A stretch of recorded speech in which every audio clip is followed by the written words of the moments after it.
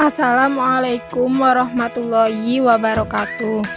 Bismillahirrahmanirrahim.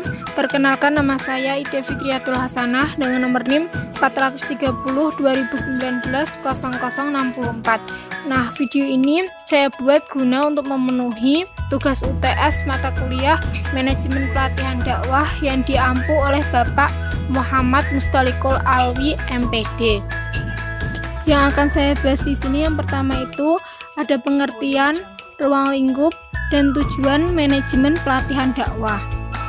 Pengertian manajemen pelatihan dakwah menurut G.R. Terry, manajemen adalah sebuah proses yang khas terdiri dari perencanaan, pengorganisasian, pelaksanaan, dan pengawasan yang dilakukan untuk menentukan dan mencapai tujuan yang telah ditetapkan dengan menggunakan tenaga dan sumber daya lainnya.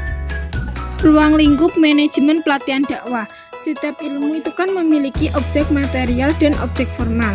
Nah, jika ditelusuri itu, manajemen pelatihan dakwah itu memiliki objek material, yaitu tentang perilaku manusia dalam mengelola kegiatan pembelajaran.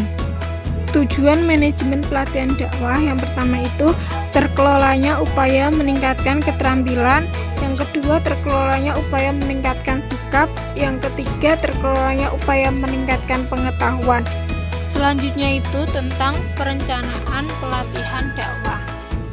Yang pertama ada manajerial atau al-idariyah. Nah, dalam dakwah itu merupakan sebuah aktivitas yang dilakukan oleh sebuah kelompok dalam lembaga untuk mewujudkan usaha tertentu. Aktivitas manajerial atau amalia adariyah itu ada 4.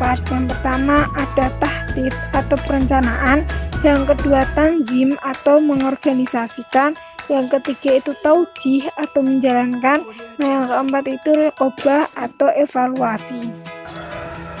Firman Allah, perencanaan dalam Al-Quran itu terdapat pada Quran Surat Shad ayat 27 yang berbunyi Bismillahirrahmanirrahim, wa ma khalaqnas samaa wal arda wa ma bainahuma batila dzalikaul ladzina kafaru fawailul lilladzina kafaru minan nar. Objek tujuan SPKPD itu yang pertama memperoleh peserta yang tepat, yang kedua memperoleh rumusan yang akan dicapai, yang ketiga memperoleh gambaran masalah dan hambatan, yang keempat itu memperoleh gambaran potensi dan SDM, yang kelima memperoleh metode dan media yang sesuai dengan peserta, yang terakhir itu keenam memperoleh materi bahasan. Selanjutnya yaitu pengorganisasian pelatihan dakwah. Pengertian pengorganisasian pelatihan dakwah yaitu sebuah proses pengelompokan yang dapat digerakkan suatu kesatuan dalam rangka mencapai tujuan yang telah ditentukan. Bentuk-bentuk organisasi dakwah itu ada 5. Yang pertama organisasi garis, yang kedua organisasi garis staf, yang ketiga organisasi fungsional, yang keempat organisasi komite, yang kelima itu organisasi matriks. Materi selanjutnya yaitu pelaksanaan pelatihan dakwah. Dalam pelaksanaan pelatihan dakwah itu ada beberapa tahapan.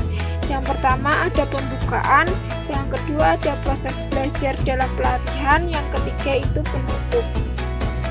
Selanjutnya ada metode pelatihan dakwah. Nah, apa sih metode itu? Metode itu merupakan cara penyampaian isi atau materi latihan, misalnya seperti ceramah. Selanjutnya itu ada macam-macam metode pelatihan dakwah.